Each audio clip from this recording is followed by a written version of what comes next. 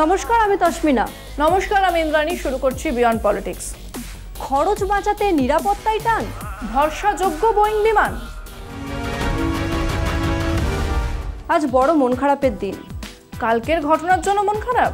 হ্যাঁ গো, ভাবতেই পারছি না কিভাবে 1 মিনিটের মধ্যে এত লোক পুড়ে ছাই হয়ে গেল। সত্যিই ভাবা যায় না। ওড়ার 32 সেকেন্ডের মাথায় একটা প্লেন এইভাবে ভেঙে পড়তে পারে, কল্পনাও করা যায় না। আমি অন্য কথা ভাবছি। কি কথা রে?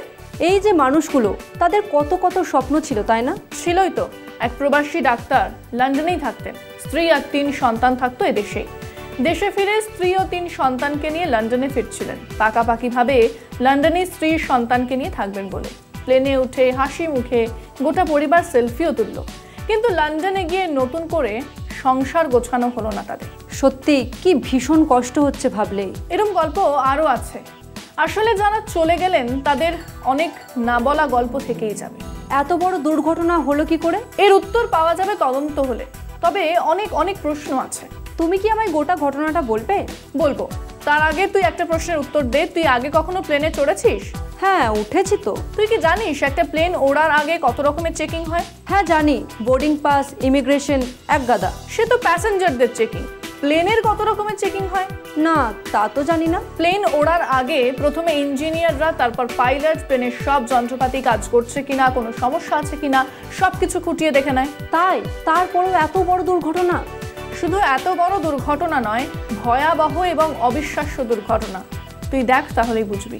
বৃহস্পতিবার দুপুরে আহমেদাবাদ থেকে লন্ডনের গ্যাটউইক বিমানবন্দরের উদ্দেশ্যে রওনা হওয়া এয়ার ইন্ডিয়ার ফ্লাইট AI-171 বিধ্বস্ত হয়েছে।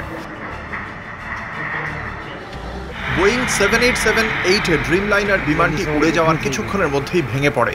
বিমানে মোট 232 জন যাত্রী এবং 10 জন ক্রিউ সদস্য ছিলেন। এদের মধ্যে 241 জনের মৃত্যু হয়েছে বলে এয়ার ইন্ডিয়ার তরফে জানানো হয়েছে। দুর্ঘটনাটি ঘটেছে দুপুর 1:38 নাগাদ। রানওয়ে 23 থেকে ওড়ার 32 সেকেন্ডের মধ্যেই বিমানটি ভেঙে পড়ে। মাত্র 625 ফুট উচ্চতায় উঠে আচমকা নিচে নেমে আসে বিমানটি। স্থানীয় একটি আবাসিক এলাকার ওপরেই ভেঙে পড়ে এটি। ধ্বংস হওয়া বিমানে ক্ষতিগ্রস্ত হয় একটি ডাক্তারদের হোস্টেলও। ওই হোস্টেলে 5 জন ছাত্রের মৃত্যু হয়েছে বলে জানিয়েছে প্রশাসন। একজন মাত্র যাত্রী এই দুর্ঘটনা থেকে বেঁচে গিয়েছেন। তিনি ছিলেন 11 A সিটে। তার মুখ ও বুকে আঘাত লেগেছে। তিনি জানান, ওড়ার 30 সেকেন্ড পর হঠাৎ এক বিকট শব্দ হয় আর তারপরেই বিমানটি মাটিতে আছড়ে পড়ে। প্রত্যক্ষদর্শীদের ভিডিও ফুটেজে দেখা যায় বিমানটি খুব নিচু দিয়ে উঠছিল এবং উড়ে যেতে গিয়ে তীব্র আগুন ধরে যায়।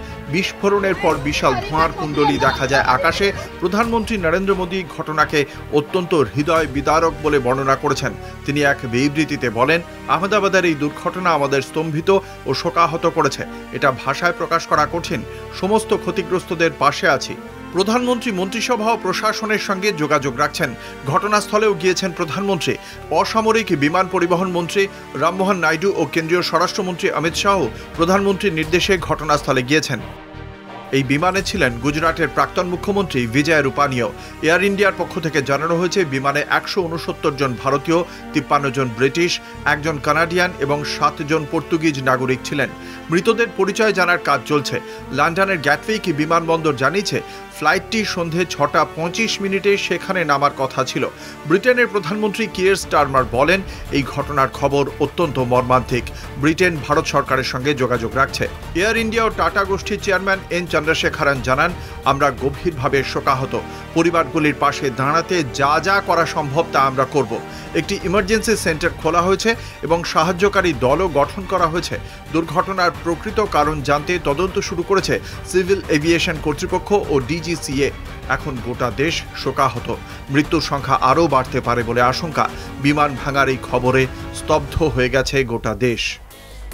বাপরে, কি ভয়ানক! শিউরে উঠলাম। শিউরে ওঠার মতোই। কিন্তু কিভাবে ঘটলো এই ঘটনা? সব ব্ল্যাক বক্স উদ্ধার হলে, ব্ল্যাক বক্সের সব তথ্য পাওয়া গেলে তারপরেই আসল কারণটা বোঝা যাবে। তবে বেশ কিছু জিনিস সন্দেহ করা হচ্ছে। কিরকম জিনিস? বিশেষজ্ঞরা বলছেন, প্লেনের 2টো ইঞ্জিন একসঙ্গে বিকল হলে এই জিনিস হতে পারে।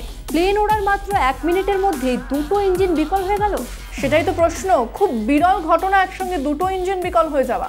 আর সেটা হলে পাইলটের পক্ষে প্লেন কন্ট্রোল করা সম্ভব হয় না। এই যে বললে এত চেক হয় প্লেনের যন্ত্রপাতি, তাহলে কি করে এত তাড়াতাড়ি বিকল হবে? সেইখানেই আসছে আরো একটা সম্ভাব্য কারণ। কি কারণ? পাখি। ইঞ্জিনে প্রপেলারে যদি পাখি ঢুকে যায় ওড়ার সময়, তাহলে এই বিপর্যয় হতে পারে। তবে সেখানেও দুটো ইঞ্জিনে একসঙ্গে পাখি ঢুকে যাওয়াও বিরল। তবে ইতিহাসে এই ঘটনা ঘটেছে। বাপরে, এটাও তো ভয়ানক কথা বললে। আর আহমেদাবাদের এয়ারপোর্ট পাখির আক্রমণের জন্য কুখ্যাত। প্রতি বছর পাখিদের আক্রমণে বেশ কিছু বিমান ইমার্জেন্সি ল্যান্ডিং করে সেখানে। আর কি কারণ হতে পারে? আরেকটা কারণ বোয়িং ড্রিমলাইনার নিজেই। মানে বোয়িং নিয়ে আবার কি? বোয়িং ড্রিমলাইনার নিয়ে প্রচুর অভিযোগ আগেও ছিল। বোয়িং এর বিরুদ্ধে বোয়িং এর কর্মচারীরা এই মুখ খুলেছেন বারবার। তারপর আর কি, একজন অভিযোগকারীর আশ্চর্যজনকভাবে মৃত্যুও হয়। তা অভিযোগগুলো কি কি? তুই এটা দেখ, বুঝতে পারবি। আহমেদাবাদ থেকে লন্ডনগামী এয়ার ইন্ডিয়া ফ্লাইট AI-171 ওড়ার 30 সেকেন্ডের মধ্যেই ভেঙে পড়ে শহরের জনবহুল এলাকায়। ফুটেজে দেখা গেছে বিমানটি উঠতে পারছিল না ঠিকভাবে, যেন তেমন থ্রাস্ট বা পাওয়ার ছিল না। কিছু বিশেষজ্ঞ বলছেন দুটি ইঞ্জিন একসঙ্গে বন্ধ হয়ে গিয়েছিল কিনা তা খতিয়ে দেখা দরকার। এটি খুবই বিরল ঘটনা। দুটি ইঞ্জিন বন্ধ হলেই চালকের প্রতিক্রিয়া জানানোর সময় থাকে না। বিমান ইঞ্জিন নির্মাতা GE এরোস্পেস বলেছে তারা তদন্তে সাহায্য করতে দল পাঠাচ্ছে ভারতে। বোয়িং সংস্থাও সাহায্যের আশ্বাস দিয়েছে। তবে দুটি ইঞ্জিন একসঙ্গে ফেল হওয়া খুবই বিরল ঘটনা। জ্বালানিতে দূষণ বা ফুয়েল সিস্টেমে বাধা থাকলেও এমনটা হতে পারে।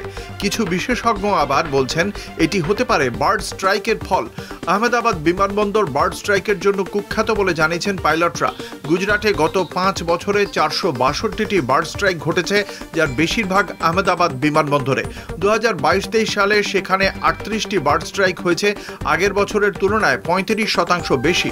2009 সালে নিউ ইয়র্কে একটি বিমান 2 ইঞ্জিনেই বার্ড স্ট্রাইকের শিকার হয়ে হাডসন নদীতে নামতে বাধ্য হয়েছিল। তবে সেই বিমানের কাছে উচ্চতা ও সময় ছিল যা এই বিমানের ছিল না। তদন্তের জন্য কালো বাক্স বা ব্ল্যাক বক্স পরীক্ষা করা হবে। খতিয়ে দেখা হবে বিমানের ধ্বংসাবশেষ, ইঞ্জিন ও ফুয়েল লাইন।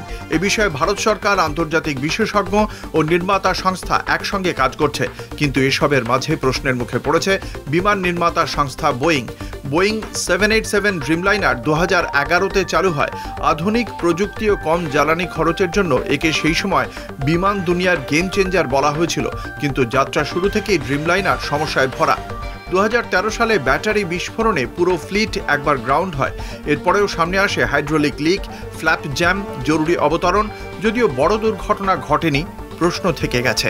2024 সালে বোয়িং ইঞ্জিনিয়ার স্যাম সালেহপুর অভিযোগ জানান FAA-কে 787 ও 777 মডেলে ভুল ড্রিলিং ও খারাপ জোড়ার কারণে প্লেনের কাঠামো দুর্বল হতে পারে। বিমানের আয়ু 50 বছর বলা হলেও তিনি জানান বাস্তবে তা অনেক কম।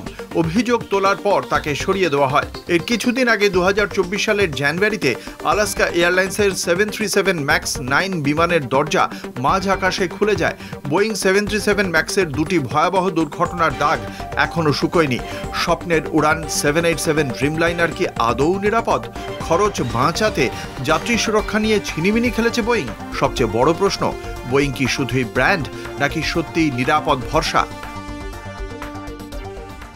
কোম্পানির খরচ বাঁচাতে গিয়ে মানুষের জীবন নিয়ে ছিনিমিনি, সেটাই তো সবচেয়ে বড় অভিযোগ। আজ বোয়িং বলছে তদন্তের সহায়তা করবে। এখন তদন্ত করে কি হবে? তোকে বরং একজনের গল্প শোনাই। কার গল্প গো? বোয়িং এর প্রাক্তন কোয়ালিটি ম্যানেজার জন বার্নেটের গল্প। কি গল্প? কি করেছিলেন বার্নেট? বোয়িং খারাপ কোয়ালিটির জিনিসপত্র লাগাচ্ছিল বিমানে, সেটা গোটা দুনিয়াকে জানিয়ে দিয়েছিলেন বার্নেট। তারপর বোয়িং এর শাস্তি হয়েছিল? না, আদালতে বোয়িং এর বিরুদ্ধে কথা বলার 1 সপ্তাহ পরেই বার্নেটের রহস্য মৃত্যু ঘটে। বাপরে, এ তো ষড়যন্ত্রের গন্ধ গো। সেখানেই তো প্রশ্ন আসছে, এতগুলো মানুষ প্রাণ দিয়ে অনেক প্রশ্ন আবারও উস্কে দিয়ে গেল। সত্যিই বড্ড খারাপ বিষয়, আমার একদমই ভালো লাগছে না। ভালো আমারও লাগছে না। আজ এখানেই শেষ করি, চলো। তাই বিয়ন্ড পলিটিক্স আজকের মতো এই পর্যন্তই। দেখতে থাকুন কলকাতা টিভি, রাত দিন 7 দিন।